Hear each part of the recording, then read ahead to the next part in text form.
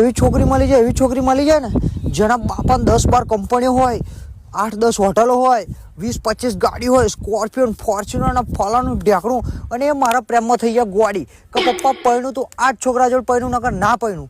અને એમાંય પાછું એના કોઈ હગ્ગો ભય ના હોય, ખાલી એકની એક છોકરી હોય, એનો બાપાનું સપનું હોય કે ભાઈ મારી છોકરીને પૈણાવે ને તો મારા ઘેર જમાઈ રહે એને જ પૈણાવે, બાકી ના પૈણાવું. અને મને ઘર જમાઈ રાખી લે, એની બધી પ્રોપર્ટી મારા નોમાં કરી દે. લગન પછી મને બહાર વિદેશમાં ફરવા મોકલા મને 2 જણોને. એ લંડન ને પેરિસ ને બાલી ને 5 સ્ટાર હોટલમાં તો અમારું બુકિંગ હોય.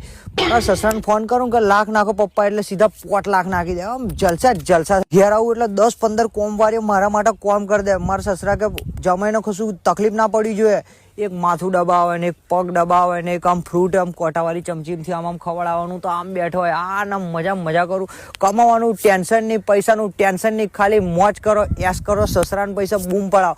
આવું એક બૈરું મળી જાય ને તો જીવનમાં મજા આવી જાય બોસ.